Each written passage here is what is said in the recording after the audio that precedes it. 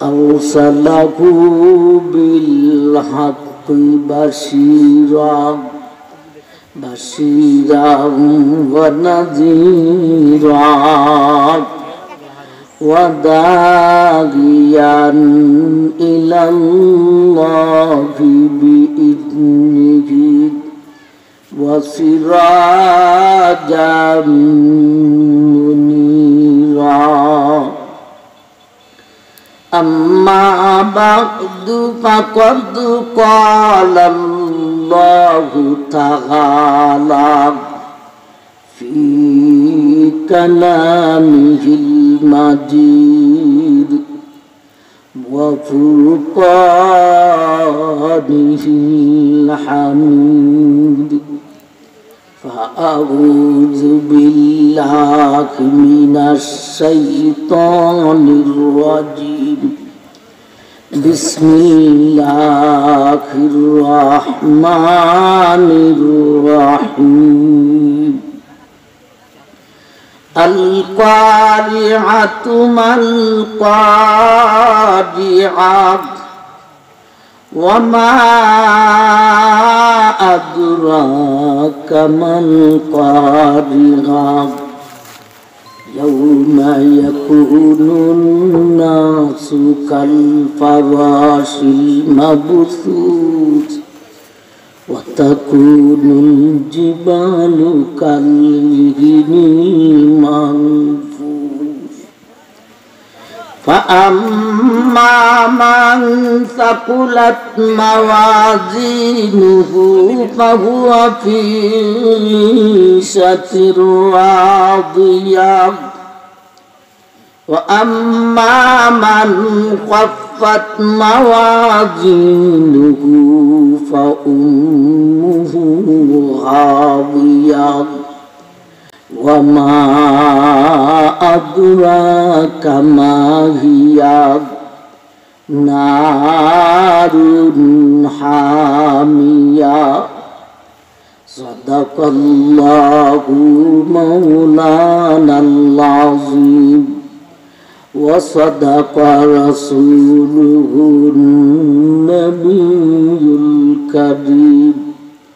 बारकल्लाहु लना व लकुम बिल आयाति वज़्ज़िक्रिल हकीम।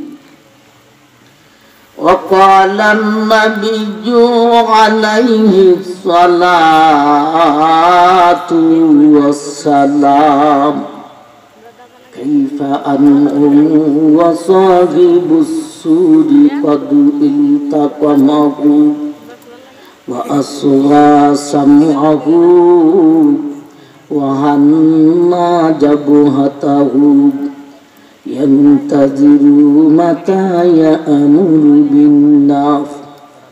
क़ालू माज़ा तअमुरुना या रसूलल्लाह। क़ाला क़ूलू हस्बुनल्लाह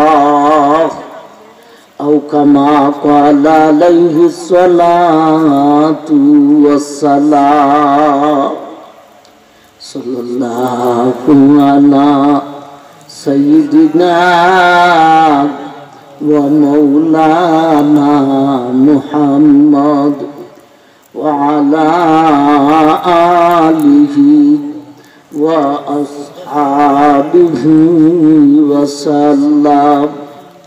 सल्लल्लाहु अला सय्यिदिना व मौलाना मुहम्मद व अला आलिहि व अस्हाबिहि वसल्लम वसल्लम तस्लीमान कसीरन कसीरा। अम्मा श्रद्धेय जनाब सभापति साहब, दिगर उलमाए केराम, मुरब्बियान गज़ाम, पर्दानिशीन मा ও বোন, उपस्थित दिन दरदी भाईगण, আপনাদের চুনারুঘাট হুরপাড়া বাইতুল আমান জামে মসজিদের উদ্যোগে ৭ম বার্ষিক ইসলামী সম্মেলন। উলামায়ে কেরাম আলোচনা করেছেন, আমার পরে আরো উলামায়ে কেরাম আলোচনা করবেন। এখনের অধিবেশনে দিনই কিছু আলোচনা রাখার জন্য কর্তৃপক্ষের আবদার। কর্তৃপক্ষ আবার একটা বিষয়ের জন্য আবদার করেছেন, কিয়ামতের বিভীষিকাময়ী অবস্থা, কিয়ামতের ভয়াবহ অবস্থাটুকু নিয়ে আলোচনা করার জন্য।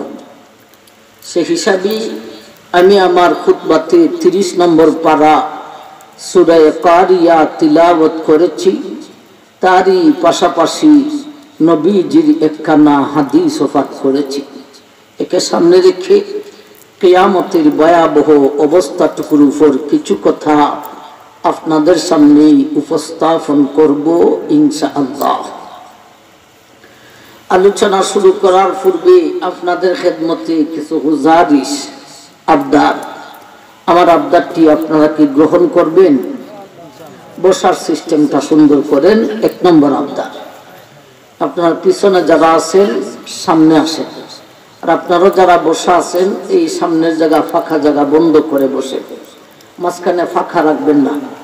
সুন্দর হয়ে গুল হয়ে এই ফাঁকটা বন্ধ করেন, এই ফাঁকটা বন্ধ করেন, এখানে সামনে বাড়ে সুন্দর হয়ে গুল হয়ে জমাট হয়ে বসে। আলোচনায় যা জিজ্ঞাসা করব, হা না ঠিক বিটিকের উত্তরটুকু সবাই জোরে সুরে দেবার চেষ্টা করবেন, পারবেন? গুরুত্বপূর্ণ কথা শুনলে জোরে সুরে সুবহানাল্লাহ বলার চেষ্টা করবেন, পারবেন? ভাই, কিয়ামতের বিভীষিকা নিয়ে ভয়াবহ অবস্থাটুকু নিয়ে আলোচনা করতাম। কিয়ামত একদিন হবে, এর প্রতি আপনি আমাদের 100% বিশ্বাস আছে না নাই? সেই কিয়ামত নিয়ে আলোচনা করতাম। এই সারা জাহান, আকাশ জমিন, চন্দ্র সূর্য, গ্রহ নক্ষত্র, নদী সাগর, পাহাড় পর্বত সব কিছু আল্লাহই সৃষ্টি করেছেন, আবার আল্লাহই সব কিছুকে ধ্বংস করে দিবেন। এরই নাম কিয়ামত।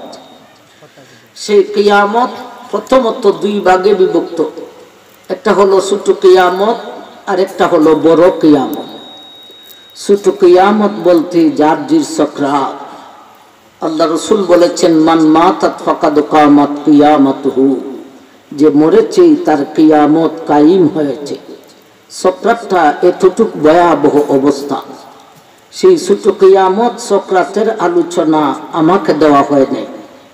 বড় কিয়ামতের আলোচনা করতাম। বড় কিয়ামত আবার 2 ভাগে বিভক্ত।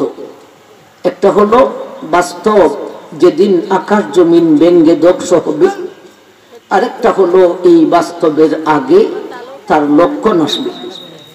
লক্ষণ নিয়েও আলোচনা করতাম না, বাস্তব নিয়ে আলোচনা করতাম। তথাপিও লক্ষণ নিয়ে 2-1টা কথা।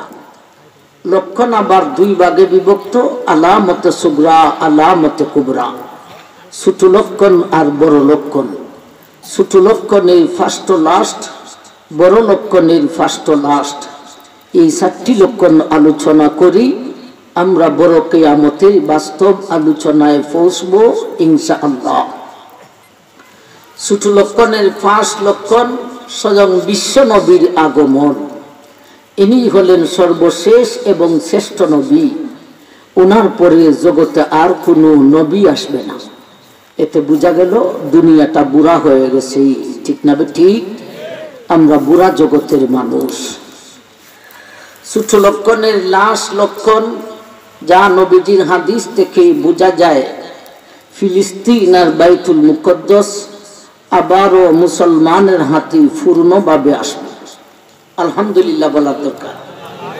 পূর্ণভাবে আসার পরে ফিলিস্তিনের মুসলমান আর ইটালির বেঈমান, এই 2 দেশের মানুষ সম্মিলিত হয়ে আরেকটা বেঈমান পরাশক্তির সাথে যুদ্ধ করতে যাবে। ওই যুদ্ধতে বেঈমান পরাশক্তির পরাজয়ী হবে, ইটালি আর ফিলিস্তিনের বিজয়ী হবে। বিজয়ী করে আসার পথে ইটালির এক বেঈমান আর ফিলিস্তিনের এক মুসলমান, এই দুই ব্যক্তির মধ্যে একটা ঝগড়ায় দেখা দিবে। কি নিয়ে ঝগড়া? ইটালির বেঈমান ব্যক্তি বলবে আমরা বিজয়ী করেছি বাইবেলের মাধ্যমে।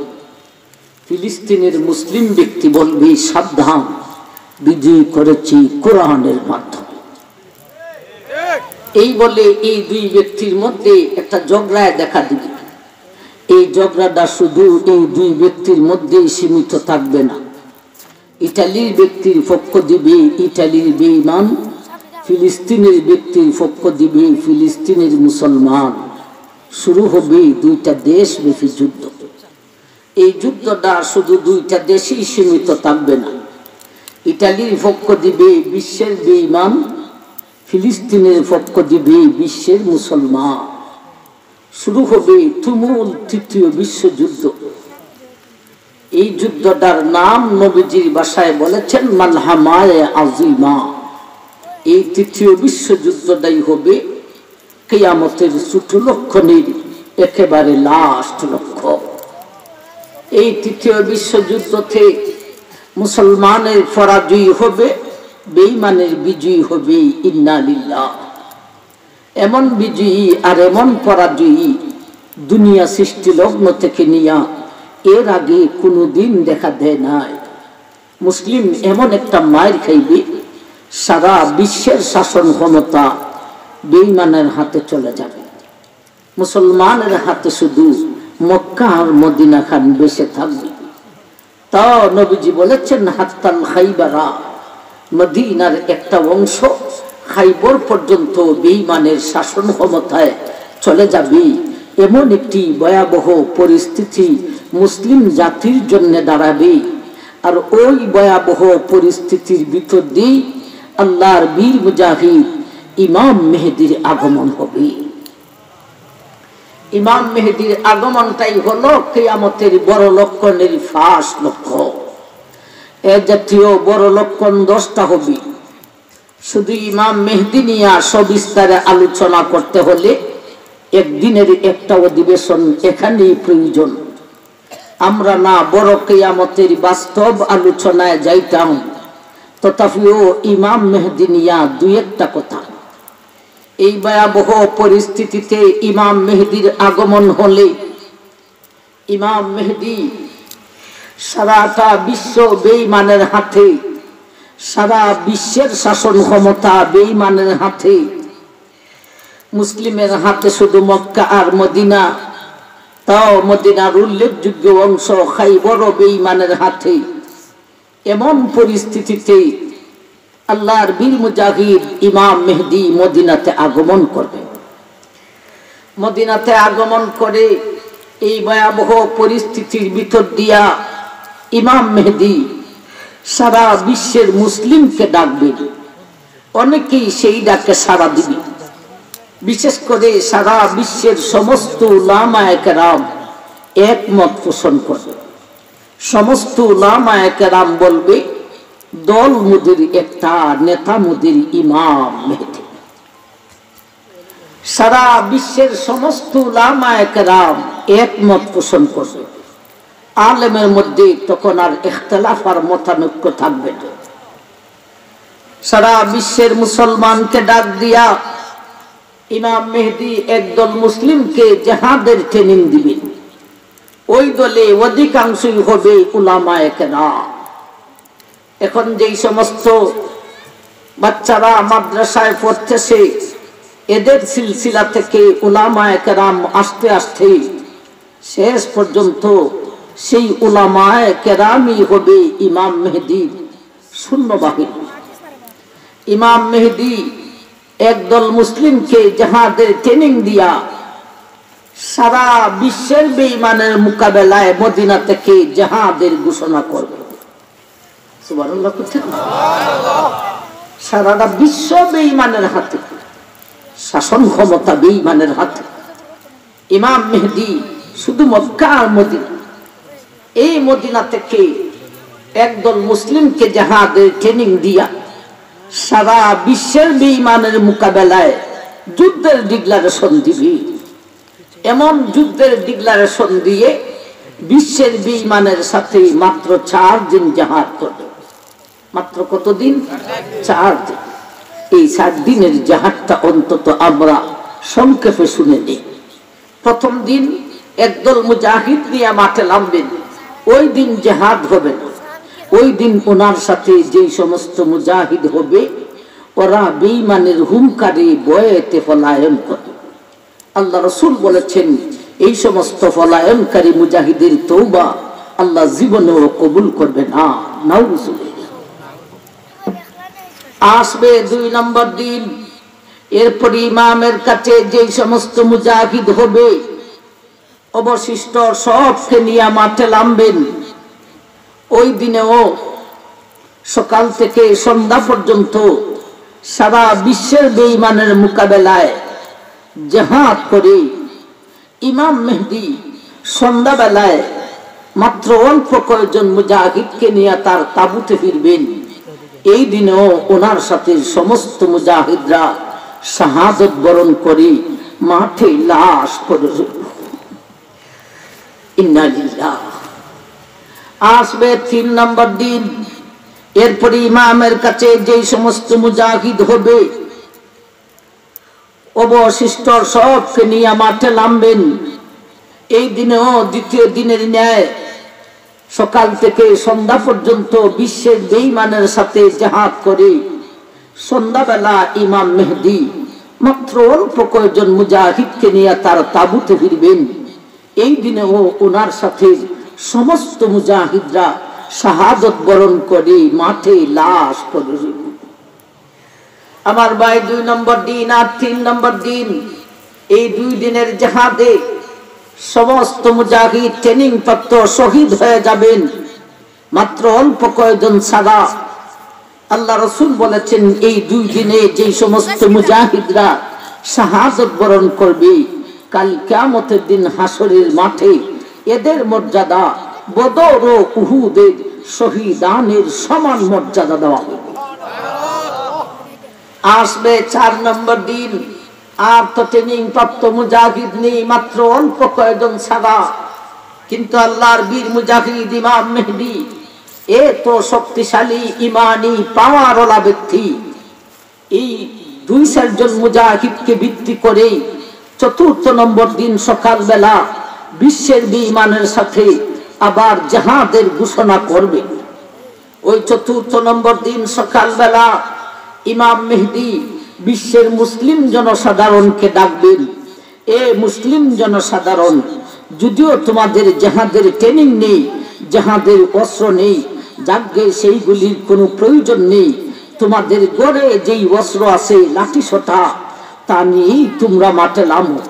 সেই দিন ইমাম মেহেদীর ডাকে বিশ্বের মুসলিম জনসাধারণ অনেকেই মাঠে নামবো।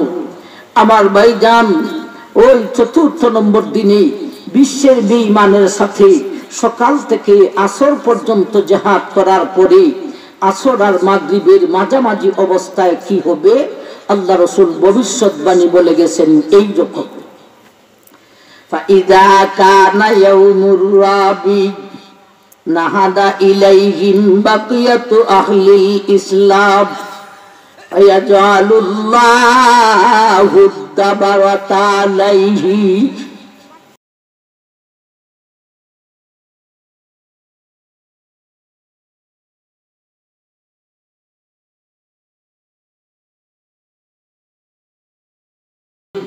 ওই দিন বিশ্বের মুসলিম জনসাধারণকে ডাকবেন, এরাও তাদের ঘরের অস্ত্র নিয়ে মাঠে নামবে।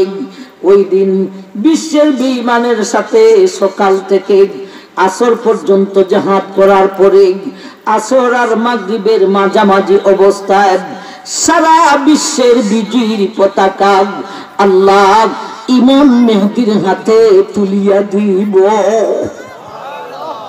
সারা বিশ্ব বিজয় হয়ে যাবে। ওই দিন আমেরিকায় মুসলমান বাহিনী বিজয়ীর পতাকা উড়াবে, রাশিয়ায় মুসলমান বাহিনী বিজয়ীর পতাকা উড়াবে, ইংল্যান্ডে মুসলমান বাহিনী বিজয়ীর পতাকা উড়াবে, সারা বিশ্বে মুসলমান বাহিনী বিজয়ীর পতাকা উড়াবে। ভারতে মুসলিম বাহিনী বিজয়ীর পতাকা উড়াবে। সারা বিশ্বের আনাচে কানাচে মুসলিম বাহিনী বিজয়ীর পতাকা উড়াবে। এক মোল্লা বেদা বিশ্বকে বিজয় করে ফেলবে। ওই দিন বুঝে আসবে মুল্লাজি ক্যা চিজ হ্যায়। ওই দিন বুঝে আসবে আলেমের ভিতরে ইমানের পাওয়ার কতটুকু রয়েছে। আমার ভাইজান, সারা বিশ্ব বিজয় হয়ে যাবে। এই হলো বড় লক্ষণের ফার্স্ট লক্ষণ, ইমাম মেহেদীর আগমন। এ জাতীয় লক্ষণ 10টা যাবে। একেবারে লাস্টের লক্ষণ পৃথিবীর দক্ষিণ অঞ্চল থেকে, আরেক রওয়ায়াতে আছে পূর্ব অঞ্চল থেকে একটা অগ্নিশিখা বাহির হবে। এটা এমন এক আজীব আগুন, ভাই আগুন জ্বলতে তো গ্যাস লাগে, আগুন জ্বলতে তো লাকড়ি লাগে। ওই আগুনের গ্যাসও লাগবে না, লাকড়িও লাগবে না। আগুন নিজে নিজে জ্বলতে থাকবে, শুধু জ্বলবে না, আগুন দৌড়তে থাকবে, শুধু দৌড়বে না। বিশ্বের সমস্ত মানুষ, মুসলমান ও মুসলমান, সবকে আগুনে দৌড়াইতে থাকবে। দৌড়াতে দৌড়াতে ফিলিস্তিনে নিয়ে একত্রিত করে আগুনটা নিভিয়ে যাইব। এটাই হবে কিয়ামতের বড় লক্ষণের একেবারে লাস্ট লক্ষ্য। আমার ভাই, আগুনে 3 দিকে আক্রমণ করবে। একটা দিক খোলা থাকবে, মানুষ আগুন থেকে বাঁচার জন্য খোলা দিকে দৌড়বে। রাত্রি হলে মানুষের ঘুম আসবে, আগুন থেমে যাবে। সকাল হলে মানুষের ঘুম ভেঙে যাবে, আগুনে আবার দৌড় তোলাবে। এমন ভাবে সেই আগুন বিশ্বের মানুষকে দৌড়াতে দৌড়াতে ফিলিস্তিনে নিয়ে একত্রিত করে আগুনটা নিভিয়ে যাইব। আগুনটা, এই আগুনটাই হবে কিয়ামতের বড় লক্ষণের একেবারে লাস্ট লক্ষণ। আগুনটা নিভার পরে মানুষ ফিলিস্তিনেও থাকবে, আবার অধিকাংশ জন স্ব দেশে ফিরত আসবে। আমার ভাইজান, এর কিছুদিন পর থেকেই সারা বিশ্বের মুসলমানের বগল তলায় একটা মৃদু ঠান্ডা বাতাস লাগবে। এটা এমন এক আজীব বাতাস।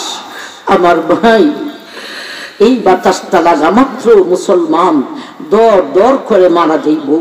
পৃথিবীর এক প্রান্ত থেকে আরেক প্রান্ত পর্যন্ত একজন মুসলমানও থাকবে না। এক প্রান্ত থেকে আরেক প্রান্ত পর্যন্ত আল্লাহ শব্দ জপনেওয়ালা একটা মানুষ থাকবে না, থাকবে শুধু বেঈমান আর বেঈমান। কিয়ামত ইসরাফিলের সিংহার ফু বাজবে বেঈমানের উপর। বিশ্বজুড়ে একজন মুসলমানও থাকবে না, থাকবে শুধু বেঈমান আর বেঈমান। তখন মানুষ, বেঈমানের গোষ্ঠী এত গুনায় লিপ্ত হবে।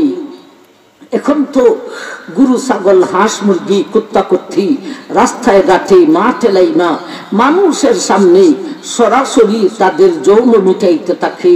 তখনকার বেঈমান নারী পুরুষরা তেমন ভাবে রাস্তায় ঘাটে মাঠে লাইনা মানুষের সামনে সরাসরি তাদের যৌন মিটাইতে থাকবে। নাউজুবিল্লাহ। আমার ভাইজান, মানুষ এত বড় গুনায় লিপ্ত হবে, এত বড় ধনী হবে, দুনিয়া সৃষ্টি লগ্ন থেকে নিয়া এর আগে মানুষ কোন সময় এত বড় ধনী হয় না। বিজ্ঞান তখন এত উঠতে যাবে, দুনিয়া সৃষ্টি লগ্ন থেকে নিয়া এর আগে বিজ্ঞান কোন সময় এত উঠতে যায় নাই। আমার ভাইজান, তখন এর পরাশক্তি হবে। নবীজির ভাষায় বলেছেন জু সুলাইকা, এর তৌজি হলো আফ্রিকা। পৃথিবীর একেবারে লাস্টের পরাশক্তি হবে আফ্রিকার বেঈমানদের হাতে। থাকবে না বিশ্বজুড়ে একজন মুসলমান, থাকবে শুধু বেঈমান আর বেঈমান। মানুষ খুব বড় ধনী হবে, খুব গুনায় লিপ্ত হবে, বিজ্ঞান বহু ঊর্ধ্বে যাবে। এখন বিজ্ঞানের মোবাইল কানে লাগাইতে হয়, নবীজির হাদিসে আছে তখন বিজ্ঞানের মোবাইল কানে লাগাইবে দূরের কথা, মানুষের জুতার ফিতার ভিতরে এক জাতীয় মোবাইল ফিট করা থাকবে। এখন বিজ্ঞানের টিভির জন্য বক্স এন্টিনা লাগে, নবীজির হাদিসে আছে তখন বিজ্ঞানের টিভির জন্য বক্স এন্টিনা লাগবে দূরের কথা, মানুষের উরাতের চামড়ার মধ্যে এক জাতীয় টিভি ফিট করা থাকবে। থাকবে না বিশ্বজুড়ে একজন মুসলমান, থাকবে শুধু বেঈমান আর বেঈমান। মানুষ খুব গুনাহে লিপ্ত হবে, মানুষ খুব বড় ধনী হবে, বিজ্ঞান বহু ঊর্ধ্বে যাবে, পরাশক্তি আফ্রিকায় যাবে। এমন একটি পরিস্থিতির ভিতর দিয়েই আল্লাহ ইসরাফিলকে আদেশ করে দিবেন, ও ইসরাফিল, তুমি তোমার সিংহায় ফু মারিয়া দাও। একবার বলুন সুবহানাল্লাহ, সুবহানাল্লাহ। ইসরাফিলের সিংহার ফু থেকেই বাস্তব কিয়ামতের সূচনা হবে। আমরা আমাদের মূল আলোচনায় আসলাম, ঠিক না বেটি? ইসরাফিল যে সিংহায় ফু দিবে, তার সিংহাটা কত বড় হবে? এটা কি ছাগলের সিং, না গাভীর সিং, না মহিষের সিং? আপনারা কি বলেন? এক সমাজে এক বন্ডাদির কথা শুনেছিলাম। মাথায় এক লাল নেকড়া, কোমরে এক নীল নেকড়া, এক হাতে বালতি আরেক হাতে মহিষের সিং নিয়া বন্ডাদি মুসলমানের মহল্লার ভিতরে ঢুইকা মহিলাদেরকে বলতেছে, অমুক মাজারের সিন্নি নিতে আসছি, জলদি করে দিতে হবে, বেশি কইরা দিতে হবে, আর না হলে দেখছো আমার হাতে ইসরাফিলের সিংহা আছে, বইসে দিন যে হয় ইসরাফিলের সিংহা ফুডামাইরা দিমু, আর তোমরার বাড়ি ঘর ভাঙ্গিয়া সুরমার করে লইমু। মুসলমানের মহিলাও এত বড় জ্ঞানী, ওরাও বলা শুরু করছে, বই গো, আফা গো, বইনারি গো, সই গো, সখী গো, বান্ধবী গো, আজকে মামু ইসরাফিলের সিংহা লই আইছে গো, ফুডা মাইরা দিব, আর আমরার বাড়ি ঘর ভাঙ্গিয়া ঘোরা করে দিব। আপনারা কি বলেন? ইসরাফিলের সিংহাটা কি মহিষের সিংহের সমান? আল্লাহ রাসূল বলেছেন, হে মায়ের উম্মত, তোমার হাতের তালুতে যদি একটা টিকটিকি ডিমরা করে, এ মায়ের উম্মত, তোমার হাতের তালুতে যদি একটা টিকটিকির ডিম রাখো দে, ওই ডিমে আর হাতের তালুতে যতটুক ব্যবধান, ইসরাফিলের সিংহার সামনে 7 আকাশ 7টা জমিন রেখে দিলেন, হইব রে ততটুক ব্যবধান। কেমন বড় সিংহা! এই সিংহাতে ফু দিবে মুঠ 2 বার। প্রথমবারের নাম কোরআন শরীফে আসছে রাজিফা, দ্বিতীয়বারের নাম কোরআন শরীফে আসছে রাদিফা। রাজিফা আর রাদিফা, এই দুটো বারের ফুটে শক্ত ভয়াবহ অবস্থা সৃষ্টি হবে। কেমন ভয়াবহ অবস্থা! প্রথমবারের ফুটে সৃষ্টিজগৎ ভেঙ্গে যাবার ভয়, দ্বিতীয়বারের ফুটে মহান সৃষ্টিকর্তা আল্লাহর আদালতের বিচারের ভয়। ভাই, প্রথমবারের ফুটে সৃষ্টি জগৎ ভেঙ্গে যাবে, সৃষ্টি জগৎ ভেঙ্গে যাবে, ভয় লাগবে না? লাগবে না? আকাশ ভেঙ্গে যাবে, যেই জমিনে আমরা বসবাস করি জমিন ভেঙ্গে যাবে, পাহাড় ভেঙ্গে যাবে। আমার ভাই, ভয় লাগবে না? লাগবে না? প্রথমবারের ফুটে সৃষ্টি জগৎ ভেঙ্গে যাবার ভয়, দ্বিতীয়বারের ফুটে মহান সৃষ্টিকর্তা আল্লাহর আদালতের বিচারের ভয়, যেই বিচারের প্রধান বিচারপতি হবেন স্বয়ং আল্লাহ। ও ভাই, ভয় লাগবে না? লাগবে না? আমার ভাইজান, কোন গুনাহ লুকায় রাখা সম্ভব হবে? ও ভাইয়া রে, হুরফারা সোনারো গাদের ভাইয়া রে, তুমি যেই গুনাহ করেছো জগতের কেউ জানে না। ও ভাইয়া রে, তুমি যেই গুনাহ করেছো জগতের কেউ জানে না, সেটাও মহান আল্লাহ জানেনি না? জানে না?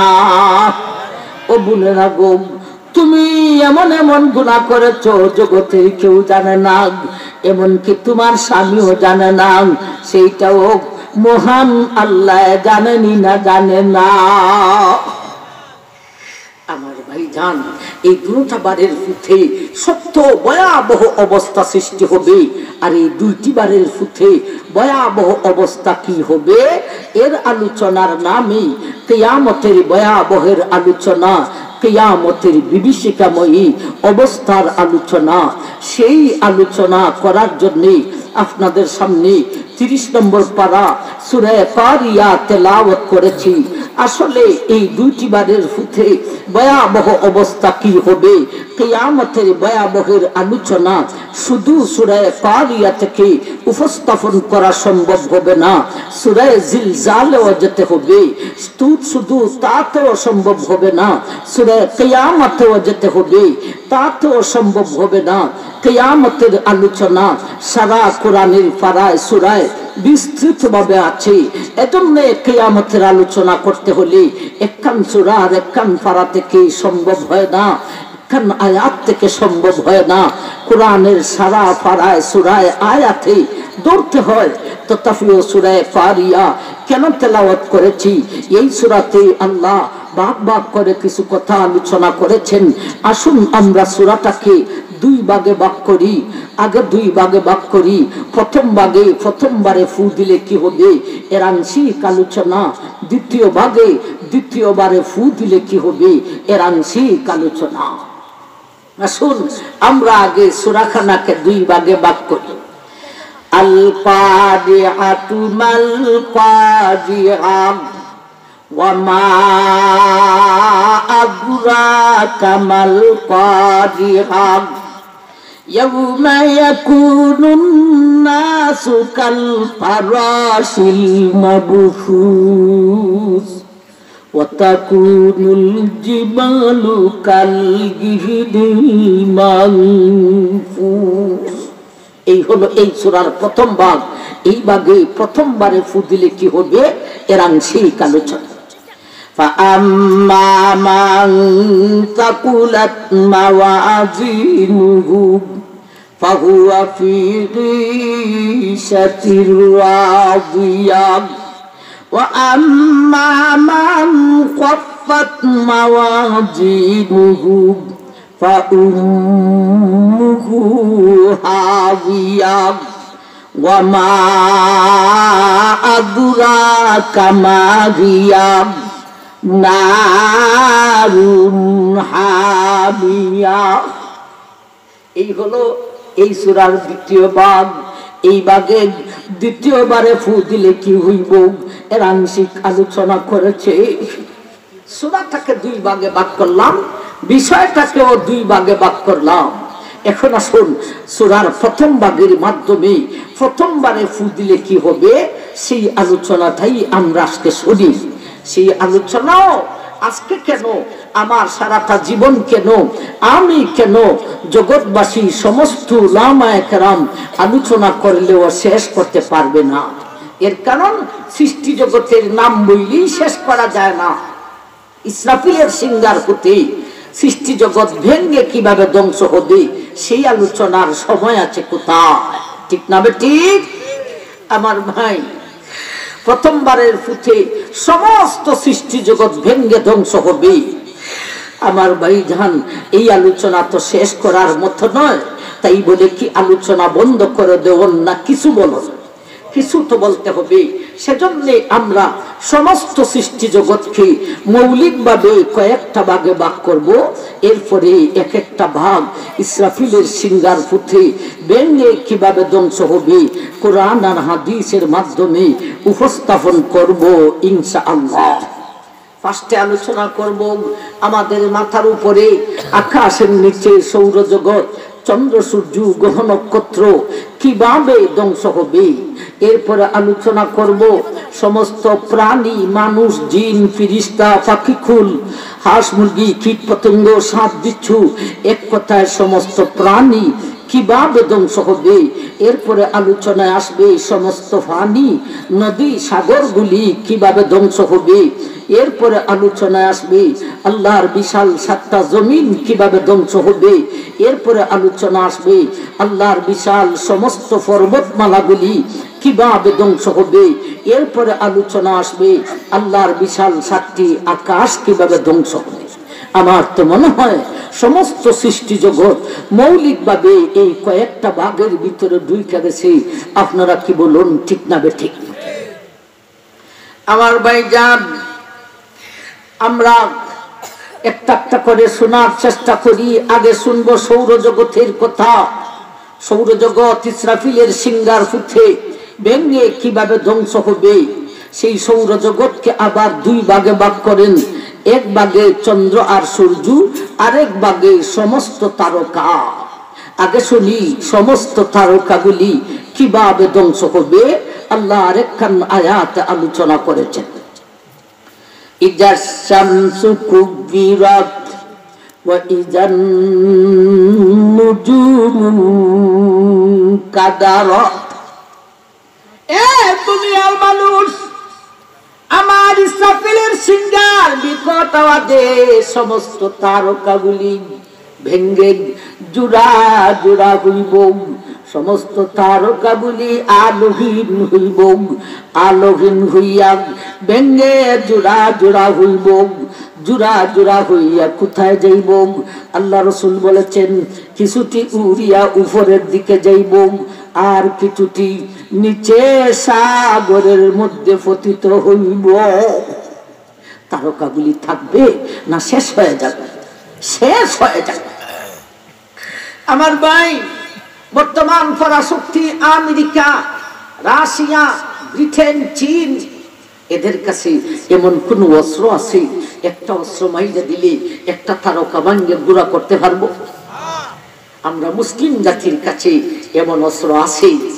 শুধু এক আমেরিকা, এ রাশিয়া, তুই কেন তোর এত ধ্বংস করে দিবই, তোর উপরের আকাশের তারকা পর্যন্ত আমরা ধ্বংস করে দেওয়ার মতো আমরা মুসলিম জাতির কাছে এমন অস্ত্র আছে। তাও অস্ত্রটা মারতে হবে না, শুধু ফু দিব। মূল কথা হলো আমাদের আল্লাহর কাছে আছে। আর মানলাহুল মৌলা ফালাহুল ফুল, যার জন্য আল্লাহ তার জন্য সব কিছু। আমাদের আল্লাহর কাছে এমন অস্ত্র আছে, মারতে হবে না, শুধু ফু দিবে। সেই ফুটি সমস্ত সৃষ্টি জগৎ ব্যঙ্গে ধ্বংস হয়ে যাবে। তারকাগুলি ব্যঙ্গে জোড়া জোড়া হইয়া কিছুটি উড়িয়া উপরে আর কিছুটি নিচে সাগরের মধ্যে পতিত হইবে। এখন আসুন বিশাল চন্দ্র সূর্যের কথা শুনি। সিঙ্গার পুঁথে চন্দ্র সূর্য কিভাবে ধ্বংস হবে? আমার ভাই, বিশাল চন্দ্র আর বিশাল সূর্য, বিশাল বলতে কত বড়? কোন বৈজ্ঞানিকে বলেছেন সূর্য হলো পৃথিবী থেকে 7 ডাবল, কোন বৈজ্ঞানিকে বলেছেন সূর্য হলো পৃথিবী থেকে 14 ডাবল। 7 ডাবল আর 14 ডাবল। আমি কই মানুষের গেস্টিক কয় ফেডো, বৈজ্ঞানিকের গেস্টিক দি মাথায়। সূর্য পৃথিবী থেকে কতটা বলিব? ও বৈজ্ঞানিক, তুমি মাইভা দেখছিলাই দিন আজ পর্যন্ত পৃথিবীর সঠিক আয়তন বলতে পারে নাই, গভীরতা তো মুঠো বলতে পারে না। ও বৈজ্ঞানিক, সত্যি যদি বাহাদুর হও, একটা ফিতা নাও, আগে জমিনটাকে একটা মাপ দে, এরপরে সূর্য উঠা আরেকটা মাপ দিবে, এরপরে বলবে সূর্য পৃথিবী থেকে কতটা বল, 7 ডাবল না 14 ডাবল না কতটা বল, একমাত্র জানেন মহান আল্লাহ। আমার ভাই, সেই চন্দ্র সূর্য কিভাবে ধ্বংস হবে সিঙ্গার পুঁথে আল্লাহ আরেকখান আয়াতে আলোচনা করেছে। ইয়াসআলু আইয়ানা ইয়াউমুল কিয়ামাহ ফাইযা বারিকাল বাসারু ওয়া খাসাফাল কমারু ওয়া জুমিআশ শামসু ওয়াল কমার ইয়াকুলুল ইনসানু ইয়াউমা ইযিন আইনাল মাফার কাল্লা লা ওয়াজাব ইলা রাব্বিকা ইয়াউমা ইযিন মুস্তাকার। ও দুনিয়াবাসী, আমার ইসরাফিলের সিংহার বিকট আওয়াজে বিশাল চন্দ্র আর সূর্য দুটাই আলোহীন হইয়া যাইব রে। দুটার মধ্যে আলো রশ্মি ইঞ্চি পরিমাণও থাকবে না। এই দুটা আলো রশ্মি ইঞ্চি পরিমাণও থাকবে না রে। দিনের 12টা আর রাতের 12টা সমান হইয়া যাইব। আমার ভাই, এই আয়াত প্রসঙ্গে বিশ্ব নবী বলেছেন মায়ার উম্মত, ও বিশ্ববাসী মায়ার উম্মত, ওই চন্দ্র আর সূর্য দুটাই আলোহীন হওয়ার পরে সেই বিকট আওয়াজের কারণে বিশাল চন্দ্রটা মাঝখানে একটা পাথর দিয়া 2টি টুকরা হইব, এমন ভাবে বিশাল সূর্যটাও মাঝখানে একটা পাথর দিয়া 2টি টুকরা হইব। এই 2টা মিলে 4টি টুকরা হইব। এই 4টি টুকরাকে আল্লাহ দুজকের মধ্যে নিক্ষেপ করিব। চন্দ্র সূর্য থাকবে না শেষ হয়ে যাবে? শেষ হয়ে যাবে। দুইটা মিলে 4টা টুকরা হইল, আর এই 4টা টুকরাকে আল্লাহ দুজকের মধ্যে নিক্ষেপ করিবেন। এখন তো একটা প্রশ্ন আমরা পড়ে গেলাম, হুজুর সেই সিংহার বিকট আওয়াজে চন্দ্র 2 টুকরা হবে বুঝলাম, সূর্য 2 টুকরা হবে বুঝলাম, কিন্তু ওরে টুকরা কইরা দুজকে দিবে কেন? ওরা আবার কোন গুনাহ করলো? বা এই প্রশ্ন জাগেনি না জাগে না? টুকরা হবে বুঝলাম বিকট আওয়াজে, কিন্তু টুকরা করিয়া ওরে দুজকে দিবে কেন? ওরা আবার কোন গুনাহ করলো? আপনারা কি বলেন, চন্দ্র সূর্যের জীবনে কোন গুনাহ আছে? গুনাহ থাকবে দূরের কথা, চন্দ্র সূর্যের জীবনে একটা গুনাহ করার জন্য সারা জীবনে একটা মিনিট সময়ে অবসরই হতে পারে না। আমার ভাইজান, চন্দ্র সূর্যের হিসাব 2খানা আয়াতের মাধ্যমে পাওয়া যায়। এক আয়াতে আল্লাহ বলেন, ওয়াশ-শামসু তাজরি লিমুস্তাকাররিল লাহা যালিকা তাকদীরুল আজিজিল আলিম ওয়াল কামারা কদ্দারনাহু মানাজিলা হাত্তা আদাকাল উরজুনিল কদির। ও দুনিয়ার মানুষ, আমার সূর্য পূর্ব দিকে উদয় হয়, সারাদিন তার কক্ষপথে চলে, বিকেলে পশ্চিম দিকে অস্ত যায়। আমার ভাই, সূর্য উঠে সূর্য চলে, সূর্য ডুবে, এটা সূর্যের মন গড়া নি। সূর্যের মন গড়া আমেরিকার দেশে, রাশিয়ার দেশে, সে আছে দেশে। যালিকা তাকদীরুল আজিজিল আলিম। এ দুনিয়ার মানুষ, আমার সূর্য পূর্ব দিকে উদয় হয়, সারাদিন তার পথে চলেন, বিকেলে পশ্চিম দিকে অস্ত যায়। মন গড়াও নয় রে, কোন রাজা বাদশাদের আদেশ পালন করে নয় রে, একমাত্র আমি মহান আল্লাহর আদেশ পালন করিয়া, আল্লাহর আদেশ পালন করিয়া। আমার ভাইজান, তাহলে উদয় থেকে অস্ত পর্যন্ত একটা গুনাহ করার জন্য একটা মিনিট, একটা সেকেন্ড সময় তার কাছে অবসর আসেনি না, সারাক্ষণ আল্লাহর আদেশে চলতেছে।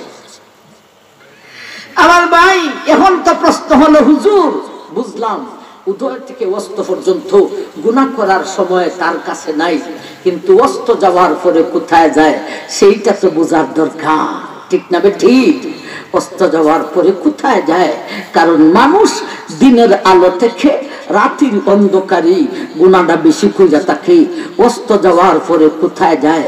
সুদ খাইতে যায়, না ঘুষ খাইতে যায়, না মদ খাইতে যায়, না জুয়া খেলতে যায়, না গান গাইতে যায়, না অবৈধ প্রেম প্রীতি করতে যায়।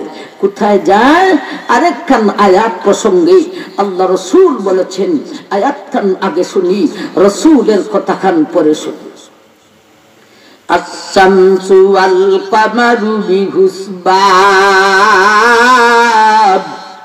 ওয়ান নাজমু ওয়াশ-শাজারু ইয়াসজুদান ওয়াস-সামাআ রাফাহা ওয়া ওয়াদাআল মিজান। এ দুনিয়ার মানুষ, প্রসঙ্গে বিশ্বনবী বলেছেন, সূর্য পূর্ব দিকে উদয় হয়, সারাদিন তার পথে চলে, বিকেলে পশ্চিম দিকে অস্ত যায়। অস্ত যাওয়ার পরে কোথায় যায় রে? সুদ খাইতে যায়নি, না রে না, ঘুষ খাইতে যায়নি, না রে না, মদ খাইতে যায়নি, না রে না, জুয়া খেলতে যায়নি, না রে না, অবৈধ প্রেম প্রীতি করতে যায়নি, না রে না। এ মার উম্মত, আল্লাহর সূর্যখানি পশ্চিম দিকে অস্ত যাওয়ার পরে আল্লাহর আরশের নিচে গিয়া আল্লাহর কুদরতি কদমের মধ্যে সেজদা করে। তার সেজদার তাসবিহ হলো, ওগো মওলা, গত দিনের ন্যায় আজকেও আমি পূর্ব দিকে উদয় হবনি না হব না, গত দিনের ন্যায় আজকেও আমি পূর্ব দিকে উদয় হবনি না হব না। আল্লাহ তার সেজদাকে কবুল করে, আল্লাহ তার তাসবিহকে মঞ্জুর করে, আল্লাহ অনুমতি দেন, বিদায় সূর্য পূর্ব দিকে উদয় হইয়া যা। আমার ভাই, তাইলে উদয় থেকে অস্ত, অস্ত থেকে উদয় 24টি ঘন্টার ভিতরে একটা সেকেন্ড সময় তার কাছে অবসর আসেনি একটা গুনাহ করার জন্য। ও ভাইয়ারে, এ হুলপাড়ার ভাই বোনেরা গো, যার জীবনে একটা গুনাহ নাই সেই বিকট আওয়াজে টুকরা টুকরা হবে বুঝলাম, কিন্তু তারে টুকরা করে দুজকে দিবে কেন? ও আমার ভাই, প্রশ্ন জাগে না জাগে না? এই প্রশ্নের উত্তর দিয়েছেন এমন ভাবে, পৃথিবীর বুকে একদল মানুষ সূর্যের পূজা করে। আপনারা কি বলেন, আছে না নাই? বর্তমানেও আছে না নাই? সংখ্যা এরা কম না আরো বেশি? মুসলিম থেকে কম না আরো বেশি? আরো বেশি। অতীতকালেও সূর্যের পূজক ছিল। অতীতকালে আল্লাহর এক নবী ছিলেন, বড় আজীব ধরনের নবী। তিনি নবীও ছিলেন, আবার সারা বিশ্বের সম্রাটও ছিলেন, বাদশা ছিলেন। ইনি এমন আজীব নবী ছিলেন, ইনি অন্য প্রাণীর ভাষা বুঝতেন, এদের ভাষায় কথাও বলতে পারতেন। এমনকি ছোট ছোট পাখির ভাষা পর্যন্ত তিনি বুঝতেন, এদের ভাষায় এদের সঙ্গে তিনি কথাও বলতে পারতেন। আমার ভাই, হুদহুদ নামক পাখি যখন রানী বিলকিসের রাজ্য সম্পর্কে নবীজি সুলাইমানকে তথ্য দিয়েছিল, সেই পাখিটাও সূর্যের পূজারি নিয়ে কিছু কথা বলেছিল। সুবহানাল্লাহ বলতেন না? পাখি বলেছিল নবীজি সুলাইমানকে সূর্যের পূজারি নিয়ে কথা বলেছিল। কি কথা বলেছিল? পাখিটায় বলেছিল, ও নবীজি সুলাইমান, ও নবীবর সুলাইমান, এমন একটা দেশ থেকে আসি যে দেশ সম্পর্কে আপনার কোনো আইডিয়া নেই। দেশটার নাম মাআরিব, চতুর্দিকে বাউন্ডারি, মাঠ ভরা ফসল, বাগান ভরা ফল। ওই দেশের ক্ষমতা একজন মহিলা, এদিক হলো রানী বিলকিস। ও নবীজি সুলাইমান, ওই মহিলাটা দেখতে যেমন সুন্দরী তেমন ভাবে বড় বুদ্ধিমতী। নবীজি সুলাইমান, সেই দেশে জনবল আছে, ধনের বল আছে, অস্ত্রের বল আছে, সেই দেশে কোনো কিছুরই অভাব নেই, কিন্তু এদের মধ্যে মূল জিনিস নাই গো নবীজি, বলতে এদের মধ্যে ঈমান নেই। এরা সূর্যের পূজা করে। সূর্য যখন পূর্ব দিকে উদয় হয় তখনও সূর্যের পূজা করে, সূর্য যখন পশ্চিম দিকে অস্ত যায় তখনও সূর্যের পূজা করে, সূর্য যখন মাথার উপরে আসে তখনও সূর্যের পূজা করে। আমার ভাই বলুন, সেই আদিকালেও সূর্যের পূজক ছিল না ছিল না? সূর্যের পূজারীদেরকে দেখানোর জন্য আল্লাহ চন্দ্র সূর্যকে ভেঙ্গে দুজকে দিবেন। কি দেখাইবেন? এই জালিম, তোমরা যাকে প্রভু মনে করে উপাসনা করো, চন্দ্র সূর্য তোমার জানা মতে প্রভু জানা, ওরে যদি টুকরা করে দিলাইলাম দুজকে, এই জালিমের জালিম তুই যাইবে কোন বেহেশতে? ঠিক না বেটি? তোর জানা মতে খুদা জ্বালা ইলা ওই বাঙ্গা দুজকে, তুই যাইতে কোন বেহেশতে? এরপরও তো প্রশ্নটা জায়গাটি থেকে যায়, হুজুর পূজারীদেরকে আল্লাহ দুজকে দিবে, ভালো কথা, কিন্তু পূজারীদেরকে দেখানোর জন্য নিষ্পাপ চন্দ্র সূর্যকে দুজকে দিবে, এটা কেমন ইনসাফ বিচার হইল? এটা তো হইতে পারে না। এটা কেমন ইনসাফ বিচার হইল? তা তো হইতে পারে না। আবার ভাইজা প্রশ্নটা জায়গা থাকেনি না থাকে না? এই প্রশ্নের উত্তর দিয়েছেন, দুনিয়ার মানুষ, আমি আল্লাহ তোমাদেরকে সৃষ্টি করতে গিয়া মাটির অংশ বেশি দিয়া সৃষ্টি করেছি, আগুন পানি বাতাস মাটি দিয়া সৃষ্টি করেছি, কিন্তু মাটির অংশ বেশি দিয়া সৃষ্টি করেছি, এজন্যই মাটির মানুষ মাটিতে থাকতে পারো, তোমার কোনো কষ্ট হয় না। এমনি ভাবে পানির মাছকে পানির অংশ বেশি দিয়া সৃষ্টি করেছি, ওরা সারাক্ষণ পানিতে বিচরণ করে, এদের কোনো কষ্ট হয় না। এমনই ভাবে চন্দ্র সূর্যকে সৃষ্টি করতে গিয়া এমন ভাবে সৃষ্টি করেছি রে, চন্দ্র সূর্যকে ভেঙ্গে যদিও দুজকে দেওয়া হইব, চন্দ্র সূর্যের ইঞ্চি পরিমাণ কষ্ট হইবে না। আমার ভাই, চন্দ্র সূর্য থাকবে না শেষ হয়ে যাবে? শেষ হয়ে যাবে। আমার ভাই যা, চন্দ্র সূর্য ভেঙ্গে দুই টুকরা হবে, আর এই দুটা টুকরাকে ভাঙ্গিয়া দুজকে নিক্ষেপ করা হইব। কিন্তু চন্দ্র সূর্যের কষ্ট হইত না। এমন ভাবে দুজকের মধ্যে 19 জন ফিরিস্তা থাকবে। আলাইহা তিসাতাশাব আলাইহা মালাইকাতুন গিলাদুন শিদাদ শিদাদুল লা ইয়াসুনাল্লাহা মা আমারাহুম ওয়া ইয়াফআলুনা মা ইউমারুন।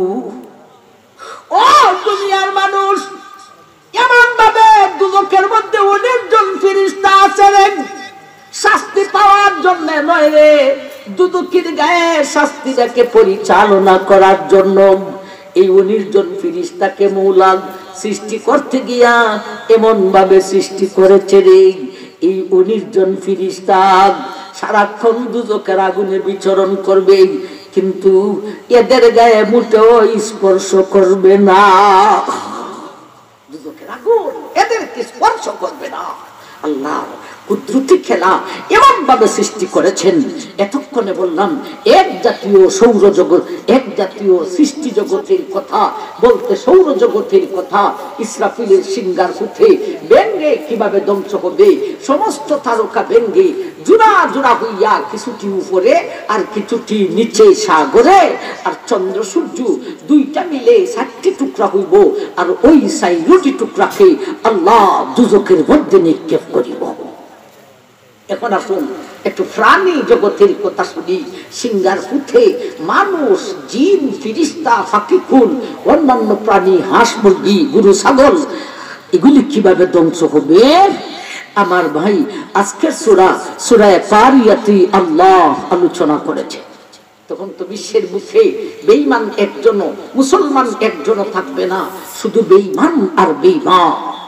আজকের সূরাতে আলোচনা করেছেন বেঈমানের গোষ্ঠী সমস্ত প্রাণীর কি হবে।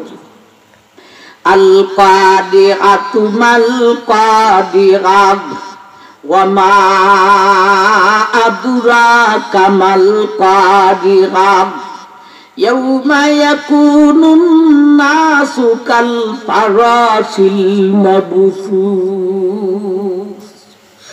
এ দুনিয়ার মানুষ, আমার ইসরাফিলের সিংহার বিকট আওয়াজে তখন বিশ্বের বুকে শুধু বেঈমান আর বেঈমান। ওই বেঈমানের গোষ্ঠীরা দিশে হারা পাখি দেয়, দিশা হারাইব। দিশাহারা পাখি দেয়, দিশা হারাইব। দিশাহারা পাখি কি? ঝড় তুফান আসলে পরে দেখবেন অনেক সময় শেষ হইলে বাড়ি থেকে বাহির হইয়া দেখা যায় বাচ্চারা এগুলি খুব ফলো করে। গাছের ডালের মধ্যে একটা পাখি তুফানের আঘাতে দিশা হারাইয়া গাছের ডালও বসছে, ওর বসছে যে দিশা হারিয়েছে না। পাখির দুই অবস্থা, একটা হলো বসা আর একটা হলো উড়া দিয়া যাওয়া।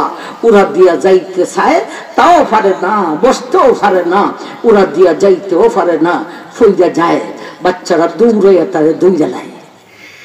পাখিটায় যেমন ভাবে বসতেও দিশা নাই, দাঁড়াইতেও দিশা নাই, তেমনি ভাবে ও দুনিয়ার মানুষ, আমার ইসরাফিল যেদিন সিংহাসনে ফু দিবেন ওই দিন বিশ্বের বেঈমানের গোষ্ঠী এদের দিশা হারাইব।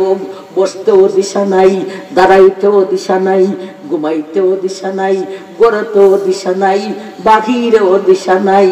এমনকি বাচ্চারা দৌড়াইব তার বাবার কাছে, যে দেখবে আমি যেমন দিশেহারা আমার বাবা আরো বড় দিশেহারা। মহিলারা দৌড়াইব তার স্বামীর কাছে, যে দেখবে আমি যেমন দিশেহারা আমার স্বামী আরো বড় দিশেহারা। লোকজন দৌড়াইব কোথায় আমাদের নেতাজিরে, কোথায় মেম্বার, কোথায় চেয়ারম্যান, কোথায় এমপি, কোথায় মন্ত্রী, কোথায় প্রধানমন্ত্রী। জয় দেখবে আমি যেমন দিশেহারা আমার মেম্বার, চেয়ারম্যান, এমপি, মন্ত্রী আরো বড় দিশেহারা। দিশাহারা পাখির ন্যায় দিশা হারাইব। একটুখানি দিশা তাদের মনে মনে থাকবে, সেইটা হলো বাড়িতে দিশা নাই, গ্রামেতে দিশা নাই, শহরেতে দিশা নাই, বাজারেতে দিশা নাই। সম্ভবত যার যিনি মাঠে নামলে আমরা দিশা পাইতে পারি। মানুষ ডাকাডাকি করবে, চলো চলো মাঠে চলো। মানুষ যাকে যাকে যার যিনি মাঠে নামা শুরু হইব, আমার মাহি যার যিনি মাঠে যেয়া দাঁড়াইব মোটামুটি শান্তিতে দাঁড়াইব। হঠাৎ করে দেখতে পাইবে ফাঁকিরা সেই বিকট আওয়াজের ভয়েতে উড়া দিয়া মানুষের মাথার উপর সারিবদ্ধ হচ্ছে। মানুষের মাথার উপরে যাকে যাকে ফাঁকি আর পাখি। এরপরে দেখতে পাইবে অন্যান্য প্রাণী, হাঁস মুরগি, কীট পতঙ্গ, সাপ বিচ্ছু, বাঘ ভাল্লুক চতুর্দিক থেকে, গোড় থেকে, ছিদ্র থেকে, জংলা থেকে বের হয়ে মানুষের চতুর্দিকে সারিবদ্ধ হচ্ছে।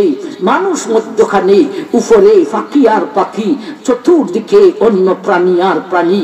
হঠাৎ করে